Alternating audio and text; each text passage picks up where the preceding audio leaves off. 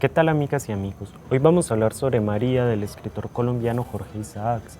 Ese libro se publicó en 1867 y todavía hoy sigue siendo una de las obras literarias más icónicas y representativas del país.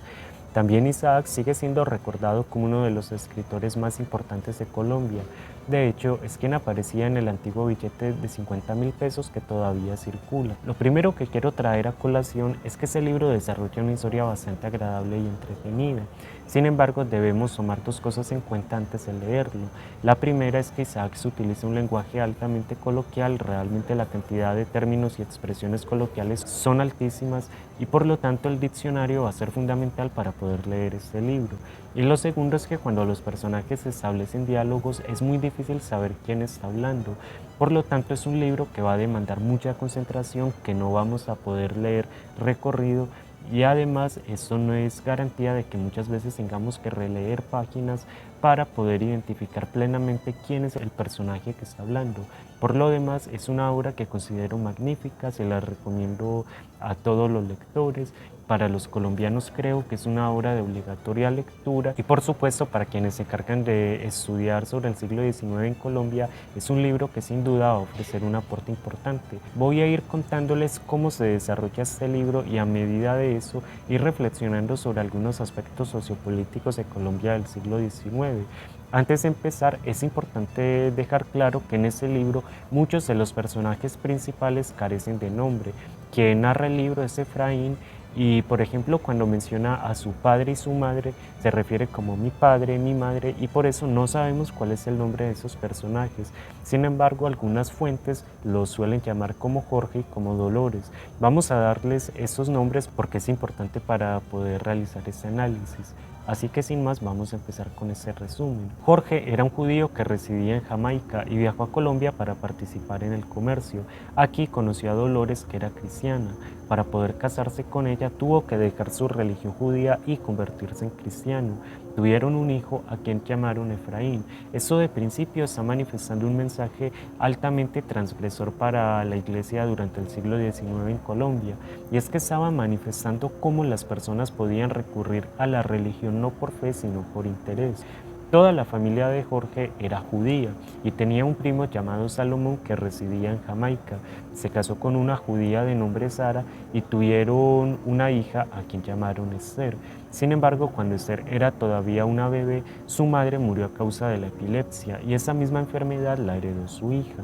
Es por eso que Salomón, estando bastante anciano y enfermo, se reunió con Jorge y le dijo: como Jorge, yo soy bastante anciano y enfermo, a mi hija no le espera un buen futuro junto a mí, yo quiero que usted y su familia se encarguen de la crianza de ella. Ellos la aceptaron y de esa forma Esther llegó a su casa, a quien rebautizaron como María. Es por eso que para Efraín, su familia y sus amigos no era secreto que María realmente no era hija biológica de ellos.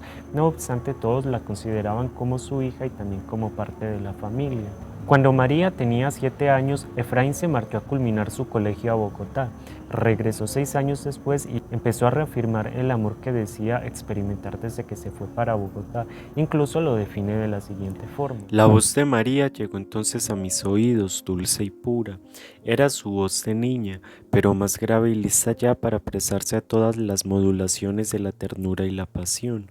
Y eso, desde luego, es algo altamente inquietante y hasta bizarro para nosotros hoy en día, tomando en cuenta que María tenía tan solo 13 años, pero debemos saber que durante el siglo XIX y la primera parte del siglo XX, la gente en Colombia solía casarse, tener hijos demasiado jóvenes.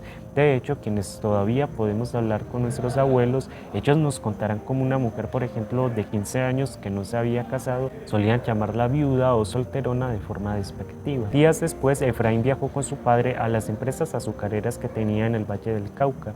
Allí su padre le dijo: como hijo, lo ideal es que vos en menos de 4 meses estés en Inglaterra culminando tus estudios en medicina. Esto puso bastante triste a Efraín y nos está demostrando a nosotros algo importante y que debemos tener presente a la hora de leer este libro, y es que la historiografía, la literatura, suelen definir ese libro como costumbrista, pero debemos saber que Efraín y María en lo absoluto representaban la cotidianidad o las costumbres de los colombianos del siglo XIX. La gente del siglo XIX en Colombia no tenían para comer, apenas estaban buscando cómo sobrevivir. Mucho menos la gente durante el siglo XIX en Colombia pensaba, por ejemplo, en enviar sus hijos a estudiar. La educación sí existía, pero era reducida para pequeños grupos de élite y era sobre todo una propuesta política de los conservadores para evitar degeneraciones en la gente y de los liberales para civilizar a la sociedad e insertarlas a la vida republicana.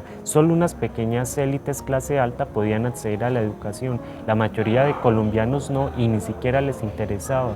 Mucho menos un colombiano del siglo XIX podría siquiera pensar en enviar a su hijo a estudiar a Inglaterra. Entonces es algo que debemos tomar en cuenta a la hora de leer este libro. Cuando regresaron de ese viaje de trabajo, Dolores le pidió a su hijo que fuera el profesor de María y sus hermanas. Efraín aceptó, y eso es importante porque nos va a dar un importante mensaje político del siglo XIX, y es que dentro de los temas que Efraín enseñaba no había, por ejemplo, religión.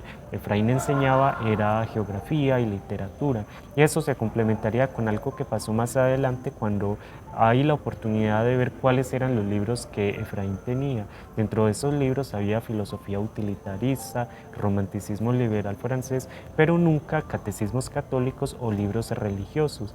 Y es que durante el siglo XIX en Colombia el bipartidismo, por un lado los conservadores, querían una educación de corte religiosa, mientras que los liberales querían manifestar una educación laica.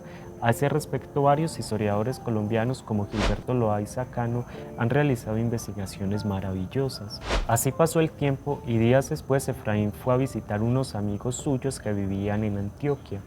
Esto es importante porque Efraín pues era residente del Valle del Cauca, y cuando fue a visitar a sus amigos antioqueños se refería a ellos como la gente de ese país, la gente de ese territorio, como diciendo Antioquia y el Cauca son países diferentes. Y desde luego que para nosotros hoy en día eso es curioso, porque por supuesto Antioquia y el Cauca forman parte del mismo país, pero debemos tomar en cuenta que en el año en que ese libro se publicó, 1867, Colombia era Estados Unidos de Colombia. Me explico, en 1863 se promulgó una nueva constitución en Colombia, la cual definía al país como una república federalista. Es por eso que los 9 estados que conformaban a Colombia, por ejemplo Antioquia, Cauca y Panamá, que para aquel entonces todavía formaba parte de Colombia, eran estados soberanos, cada uno de ellos tenía su propio presidente.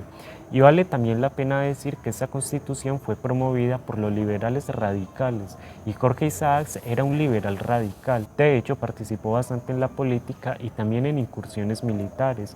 A raíz de una de ellas publicaría un libro que se titula La Revolución Radical en Antioquia, 1880. Y es por eso que en este libro se está manifestando tan latentemente el federalismo, y es por eso también que este libro años más tarde sería prohibido por los regeneracionistas encabezados por Rafael Núñez, Miguel Antonio Caro, porque ellos dirían: hey, estos libros están manifestando el federalismo, entonces la gente no los debe leer. Cuando Efraín regresó de visitar a sus amigos en Antioquia, María empezó a experimentar los síntomas de su enfermedad. Debido a esto, Efraín fue a visitar al médico y lo trajo, y mientras el médico atendía a María, sus padres conversaron con Efraín y le dijeron: Efraín, nosotros hemos notado que vos estás enamorado de María, María también te ama, y nosotros queremos saber si quieres casarte con ella porque Carlos quiere casarse con María. Entonces Efraín les dijo: como padres, pues yo quiero casarme con María, yo estoy dispuesto a renunciar a todo lo que yo tengo. Entonces ellos le dijeron: ok, pero entonces vos no podés manifestarle muy abiertamente su amor a María porque esas sensaciones van a agravar su enfermedad. Entonces a partir de ese punto Efraín trató como de ser indiferente con María, pero era por su bien para su enfermedad. Días después Efraín regresó con su padre a las empresas azucareras, y allí recibieron una carta en la cual su padre se enteró que había acabado de sufrir una estafa. Esto lo puso bastante mal, se enfermó bastante e incluso estuvo a punto de llegar a la locura. Sin embargo, logró restablecerse. Y hablando con Efraín, le dijo: pues Efraín, esta estafa que nosotros acabamos de sufrir va a generar que nuestra familia no tenga forma de sostenerse. Entonces lo que ahora vos vas a tener que hacer es irte a estudiar a Inglaterra porque la posición económica que vas a tener como médico, en primer lugar, va a garantizar que vos a María le pueda hacer una buena subsistencia y también va a ser bueno para nosotros porque así vos nos vas a ayudar, ya que pues esa estafa nos dejó bastante mal económicamente. Efraín, sin alternativas, tiene que ir a estudiar a Inglaterra. Entonces Jorge llama a María y le dice, como vea, ustedes están de acuerdo en casarse en 4 años cuando Efraín regrese a Inglaterra. Ambos aceptan y de esa forma es que se concluye el viaje de Efraín a Inglaterra. Pero antes de marcharse a Inglaterra suceden dos historias que nos van a dar dos mensajes políticos importantes. Esto va a ser una constante en este libro. Realmente las historias no son fortuitas, sino que tras de sí esconden un importante mensaje político. La primera es con relación a la muerte de la esclava Feliciana, en la cual nos refieren que Magmajú era un importante guerrero que batalló asiduamente y asesinó a Orsué, importante miembro de los Achimis, un grupo que se rebeló contra el rey de Ayanti, un país de África Occidental. Magmajú estaba teniendo mucho éxito hasta que los ingleses iniciaron a invadir Ayanti. Días después el rey firmó un tratado de paz con los invasores. Magmajú se sintió traicionado y quiso abandonar dicho país.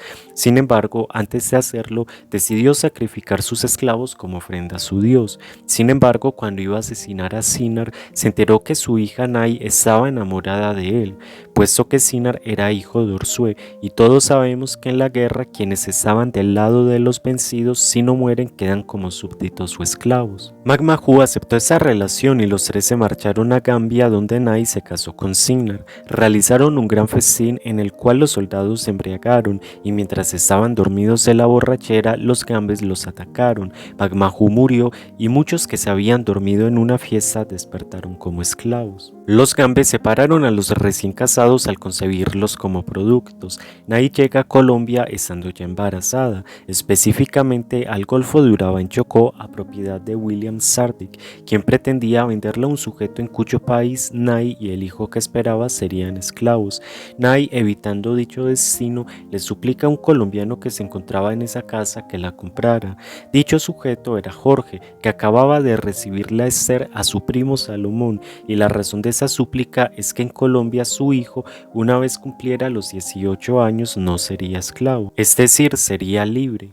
Esto es hablando en primer lugar de lo importante que era la soberanía nacional y de lo fundamental que era la unión de las distintas fuerzas de una misma república a fin de protegerse del exterior, algo que tiene mucha lógica si tomamos en cuenta que años después Estados Unidos le quitaría Panamá a Colombia, y también está realizando una crítica a la esclavitud y dando a entender lo maravilloso que era Colombia porque allí ya no existía y lo nefasto que eran los otros países en los cuales se conservaban.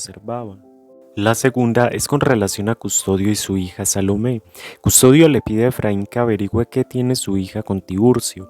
Efraín lo hace y se entera que tanto Tiburcio como Salomé dudaban de la fidelidad del otro. Efraín les resuelve el problema diciéndole a Tiburcio que Salomé lo amaba y que se casara con ella. Esta historia tiene un entramado religioso, en la cual Custodio está poniendo en duda la rectitud de los curas y opta por confiar en Efraín. Después de que pasó estas dos historias, Efraín se marchó a estudiar a Inglaterra. Estaba recibiendo cartas constantemente de María, de su familia, lo cual hacía sentir bien a Efraín. Sin embargo, María dejó de escribirle cartas y mucho tiempo después le remitió una en la cual estaba contando que estaba bastante enferma y que por favor la visitara. Luego su padre le envió una en la cual le dijo a Efraín, véngase rápido por favor, que María está bastante mal. Efraín se marchó inmediatamente, pero debemos saber que durante el siglo XIX la movilización no era tan fácil como hoy en día. Era principalmente fluvial y un viaje del Cauca a Inglaterra podía demorarse meses. Entonces, cuando Efraín llegó, María ya estaba muerta y se dio cuenta que lo que sucedió era que María no se había muerto porque la presencia de Efraín aminoraba su enfermedad. Efraín estaba por supuesto bastante consternado, también se enfermó y cuando se recuperó fue a visitar su casa en el valle en la cual había pasado los años de su infancia junto a María. Allí recordó todos estos momentos y posteriormente junto con José y Luisa y sus hijas fueron a visitar la tumba de María. Cuando Efraín se retiró de la tumba, vio que sobre ella se posó una ave negra, y esa ave negra tiene un importante mensaje en ese libro. Esa ave negra va a representar cosas malas, va a representar malos augurios. Y por ejemplo, esa ave negra se presentó cuando María se enfermó por primera vez, también se presentó cuando Efraín se marchó a Inglaterra. Y no sabemos cuál fue el desenlace porque Efraín se marcha a cabalgar en las pampas y aquí termina el libro.